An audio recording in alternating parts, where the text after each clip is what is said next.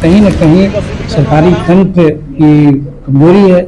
कुछ लोग ऐसे हैं जो इसमें काफी हाथ साफ कर रहे हैं, तो इसी चीज को हम विरोध करते हैं। और हाथ साफ कर रहे हैं और दूसरी ओर बड़े बड़े तस्कर नहीं पकड़ा रहा है, पाभर पीटा है वो पकड़ा जाता है, आंसर पीता है वो पकड़ा जाता है, थाना में दरोगा पीता है, एसपी पीता है, जज पीता है, कलेक्टर पीता है रात में, उसको कोई ब्लड सिग्नेचर नहीं लगाता है जब मजबूर जाता है। नमस्कार। बिहार में कभी आपने सोचा है 1 करोड़ का शराब पकड़ा जाता है और शराब तस्कर का पता नहीं होता है, वो शराब जाता कहाँ है, कोई सामने क्यों नहीं आता है और क्यों आखिर ये पकड़ा ही क्यों जाता है?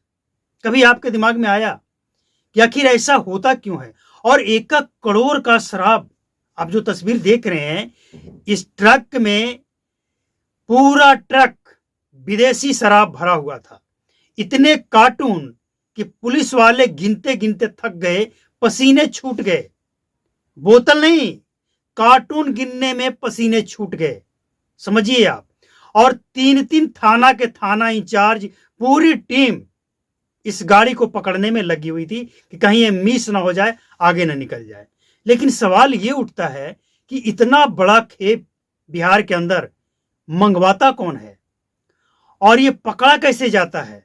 और पकड़े जाने के बाद कोई सुराग क्यों नहीं मिलता है कि ये शराब किसका था, कहां जाना था, कहां से आ रहा है, कहां जाना था, कहां से आ रही है? अगर पता लग भी जाए तो इसका मालिक कौन है, ये पता क्यों नहीं लगता है? आज जो हम आपके सामने डिकोड करने वाले हैं, इसे सुनकर आप हैरान हो जाएंगे। देखिए, ये जो 1 करोड़ का या लाखों का जो शराब होता है ना, ये कोई आम आदमी नहीं होता है। इसे अंडरवर्ल्ड कहते हैं मुंबई महाराष्ट्र में, और बिहार में इसे कहते हैं माफिया। शराब माफिया है ये। और ये सिर्फ शराब माफिया नहीं है, इसका और भी कई क्षेत्र में दबदबा होता है। और इसकी पहुंच गांव से लेकर, मतलब जिस गांव में ये डिलीवर होना है, उस गांव से लेकर पटना तक होता है। भले ही दिखाने के लिए इसका माल जब्त हो गया, लेकिन 1 करोड़ का माल, मतलब जो सरकारी कानून है, जो नियम है सरकार का, कि जो शराब पकड़ा जाता है उसे नष्ट किया जाता है। लेकिन ये जो 1 करोड़ का शराब पकड़ा गया है, सैकड़ों पेटी, ये नष्ट होने तक पहुंचते पहुंचते ये अगर 500 पेटी है तो 400 पेटी इसमें से खाली हो जाएगा, मतलब गायब हो जाएगा। तो आखिर ये जाएगा कहां? वापस ये तस्कर तक पहुंच जाएगा। यही होता है। कभी सामने भी आ गया है मामला कि ट्रक से माल पकड़ा गया, ट्रक से माल कई सैकड़ों पेटी पकड़ा गया और फिर उसे पिकअप में लोड करके भेजा जा रहा था। मामला सामने आया है, तो ये कोई नई बात नहीं है। लेकिन सबसे बड़ी बात यह है कि इस तरह के जो माफिया हैं, वही बालू माफिया, वही भू माफिया, वही शिक्षा माफिया और वही शराब माफिया है। इन सबों का रसूख इतना बड़ा होता है कि बड़े बड़े नेता इनके नाम से डरते हैं। जानते हैं क्यों? क्योंकि जब चुनाव आता है ना, तो यही लोग पार्टी चलाने के लिए, नेताओं को चुनाव लड़ने के लिए फंड देते हैं करोड़ों में। तो क्यों नहीं इन लोगों का दबदबा हो? और ऐसे लोगों से तो भाई पत्रकार भी डरते हैं, सभी लोग डरते हैं। जान का डर किसे नहीं है। ये लोग वो लोग हैं जो पुलिस वाले के ऊपर गोली चलाने में पीछे नहीं हटते। ये वो लोग हैं जो ना जाने कितने बेगुनाहों का जान लेकर माफिया बना होगा। तो ऐसे लोगों से सिर्फ पुलिस ही नहीं, आम जनता, हर कोई डरता है भैया, क्योंकि रसूख है ये। बिहार के अंदर ये सिलसिला आज का नहीं है, ये 30-35 वर्ष पहले से चल रहा है। लालू यादव के शासनकाल है, किसके शासनकाल से है ये आप अच्छी तरह से जानते हैं। माफिया सबसे ज्यादा आपको बिहार में ही मिलेगा, दूसरे राज्यों में नहीं। दूसरे राज्यों में इसका सफाया हो गया है टनाटन। अतीत अहमद और कौन कौन अहमद जो माफिया था, याद है ना, सफाया हो चुका है, एनकाउंटर। लेकिन बिहार में अभी भी है। और मुजफ्फरपुर, बिहार का मुजफ्फरपुर वो इलाका है, वो हब बन गया है शराब को लेकर कि मुजफ्फरपुर में इतनी कैपेसिटी है, मुजफ्फरपुर में इतनी शराब की डिलीवरी होती है कि वहां से पूरे बिहार में शराब की सप्लाई की जाती है और हो रही है, पकड़ी भी जाती है। ये जो आप ट्रक देख रहे हैं, ट्रक में भरा हुआ जो आपने देखा शराब, सैकड़ों पेटी, बताया जा रहा है एक बाजार में इसकी कीमत 1 करोड़ से भी ज्यादा है। आप समझ रहे हैं, अकेले मुजफ्फरपुर इस शराब को नहीं पिएगा, इस शराब को कई डिस्ट्रिक्ट में इसे पहुंचाना था, लेकिन संजोग पकड़ा गया। लेकिन इससे कोई फर्क नहीं पड़ता है।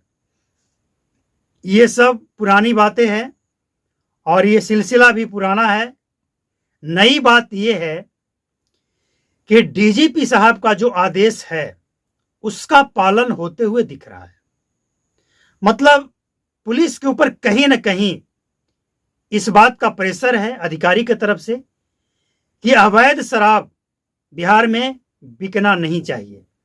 लेकिन दूसरी तरफ नेताओं का भी प्रेशर है कि भाई ये जो आपने पकड़ा है ना, ये अपना खास आदमी है, देख लीजिए, मैनेज होता है तो देख लीजिए, वरना हम तो हैं ही, आपको यहां से उठाकर कहीं ऐसे जगह भेज देंगे जहां पे आपका ड्यूटी करना, गुजारा करना मुश्किल हो जाएगा। तो ये सब खेल है भैया, और ये सब खेल जो है ना, पैसों का खेल है। और पैसों के खेल में अगर कोई ईमानदार पुलिस वाला है भी, वो भी लाचार और मजबूर हो जाता है। हालांकि बिहार में शराबबंदी को लेकर अगर ये कहा जाए कि कोई पुलिस वाला अगर उसे मौका मिले चोरी छुपे कमाने का और वो मौका गवा दे, वो खुलकर इसका विरोध करे, शायद 1,000 में 1 मिल जाए, वरना ऐसा है नहीं।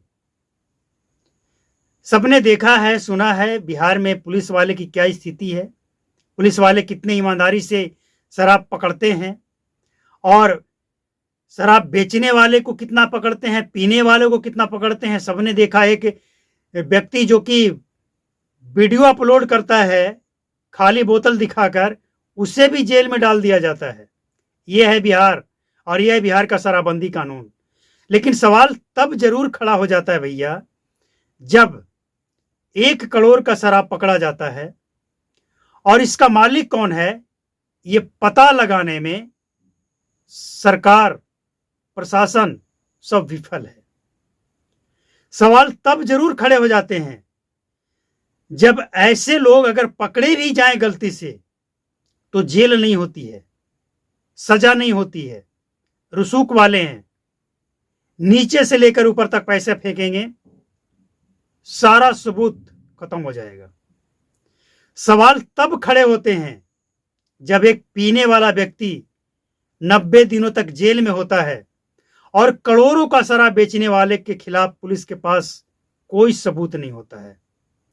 सवाल तब खड़े हो जाते हैं जब पार्टी के नेता इन सब कारोबार में शामिल दिखता है, गैर कानूनी कामों में शामिल पाया जाता है।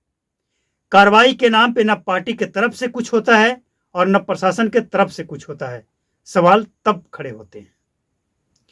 तो उम्मीद है कि ये जो सिलसिला चल रहा है बिहार के अंदर, ये जल्द बंद हो, और नहीं बंद होता है तो फिर ऐसे शराबबंदी का कोई मतलब नहीं है। जब करोड़ों का शराब बिहार में बिकना ही है तो सरकारी खजाने का नुकसान क्यों करना है, क्यों करना है? यही सवाल है।